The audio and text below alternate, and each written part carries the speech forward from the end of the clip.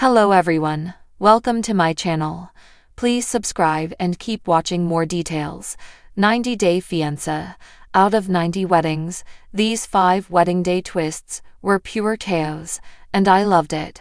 Over the course of the last decade, 90-day fiancé has showcased more than 90 weddings, with some of those special wedding day moments forever etched in my memory.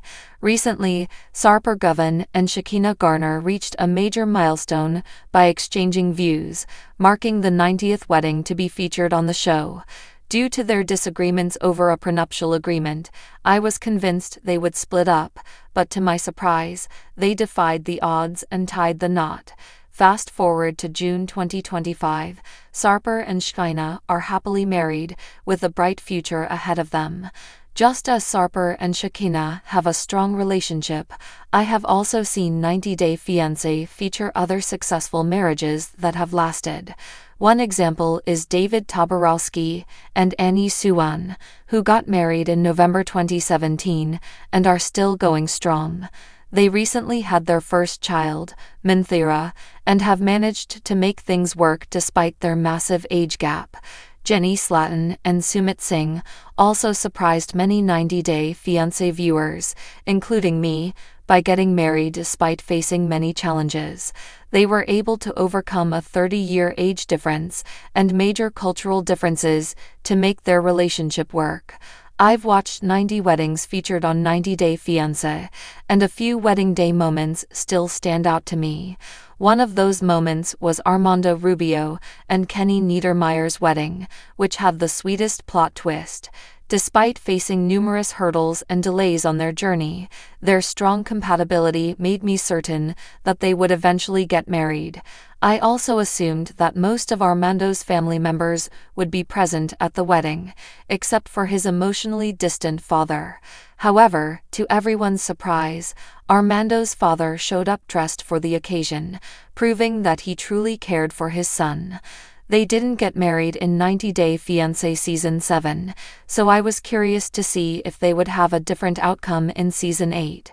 It seemed at one point that they might successfully overcome their problems and get married.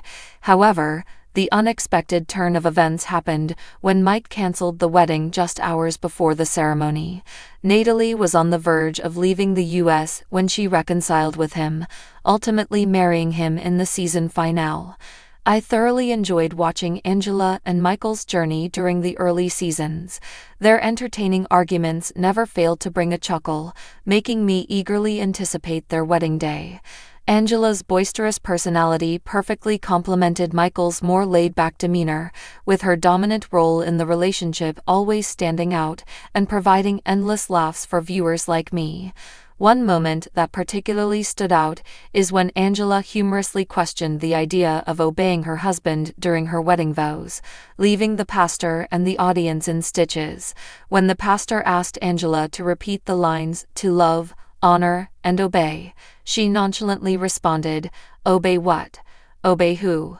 This moment remains one of the most memorable and amusing in the 90-Day Fiancé franchise's history. While I have seen many fictional shows featuring runaway brides, Anali Vallejos's wedding in 90-Day Fiancé was probably the first time I witnessed someone almost doing it in real life. Numerous issues, including a language barrier and cultural differences, marred Anali's relationship with Clayton Clark. Despite that, Anali agreed to marry Clayton, hoping things would improve.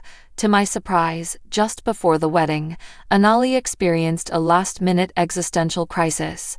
She disappeared hours before the ceremony, questioning if marrying Clayton was the right decision, especially since she was feeling homesick and her father didn't approve of the marriage.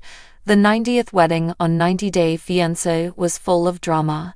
Shekinah and Sarper decided to get married after overcoming issues, including Sarper's controversial past with over 2,500 women. It was heartwarming to see them fulfill their dream of turning their romance into a serious commitment. However, they shocked not only me, but also other viewers when they decided to have a wedding instead of a traditional wedding.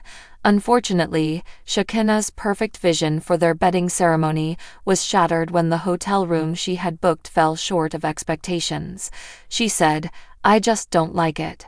Thankfully, the decorations and floral arrangements brought Shekinah's dream to life, and she joyfully exchanged vows with Sarper in 90 Day Fiancé. Sign up for 90 Day Fiancé, you're not just saying, "I do" to your partner. You're practically handing your soul to the reality TV gods, who love nothing more than last-minute meltdowns, in-law invasions, and uncomfortable confessions 5 minutes before vows are exchanged. Across nearly 100 on-camera weddings in the 90 Day universe, we've seen it all: crying grooms, runaway brides, translators in tuxedos, and mothers who would rather burn the marriage certificate than welcome a new daughter-in-law.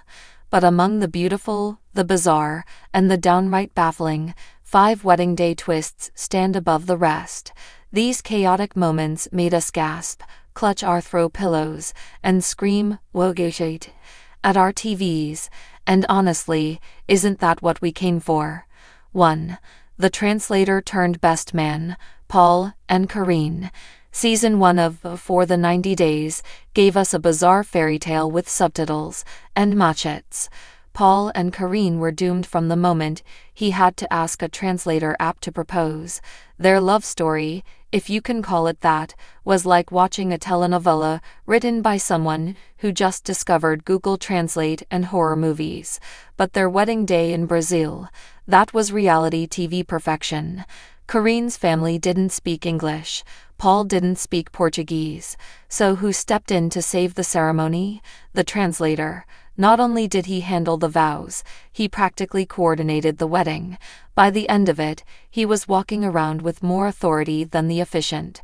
The cherry on top, Paul's sweating, anxiety-ridden panic attacks, which made us all wonder if he was going to marry Karine or bolt into the rainforest. Wedding saved by Google Translate and a very patient man in Chakis. 2. The groom that nearly ghosted Juliana and Michael. Juliana might be the only bride to nearly marry a ghost. Michael was a wealthy, middle-aged American with an ex-wife who deserved her own spin-off. Juliana was a stunning, young Brazilian model with dreams, ambition, and possibly some regrets.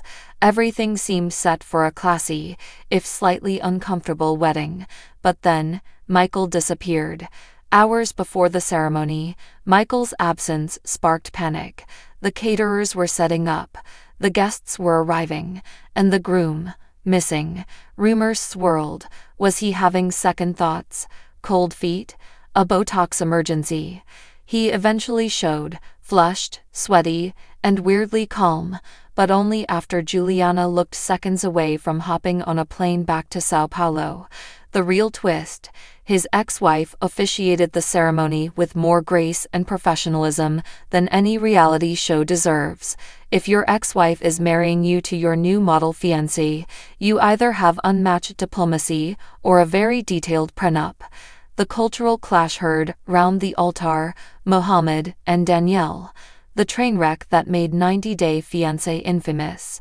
There are couples you root for, and then there's Mohammed and Danielle, a walking red flag parade. Their wedding day wasn't just awkward, it was an emotional demolition derby. Mohammed, cold and distant, looked like he was being forced at gunpoint to say, "I do." Danielle, filled with hope, desperation, and maybe denial, beamed as if she couldn't see the 37 warning signs flashing around her. Tensions exploded after the ceremony, when Mohammed confronted her on camera about hygiene, intimacy, and whether or not he had just married her for a green card. Spoiler alert, it looked that way. This wedding was less about vows and more about impending doom. Viewers weren't wondering if it would end in divorce, they were placing bets on how soon it would. The surprise ceremony with a side of guilt, Kalani and Aswalu. Sometimes the twist is that no one actually wants it to happen, except the guy in the tie. Kalani and Aswalu's relationship was already rocky thanks to cultural differences, maturity gaps, and his mother's intense pressure to send money home. But when their wedding day arrived, it wasn't met with excitement. It felt more like a forced truce. Kalani's family looked like they'd been dragged in at gunpoint. Aswalu cried, danced, and smiled through the ceremony, blissfully unaware of how close he was to being left at the altar. Kalani, meanwhile, had the haunted look of a woman who'd made a deal with a particularly stubborn producer. And yet, the ceremony went on. A dance here, a vow there, and boom, they were married. Viewers everywhere screamed, "No!" at their screens like we were watching a horror movie protagonist open the wrong door. Wedding saved by cultural guilt and low expectations. The Vegas vow-off, Colt and Larissa. What happens in Vegas gets filmed, memed, and ends in divorce. Colt and Larissa were never a love story. They were a ticking time bomb. From Larissa's fiery temper to Colt's obsession with his cats and his mother, this couple was toxic gold. Their wedding day was the eye of the storm before things exploded spectacularly post-honeymoon.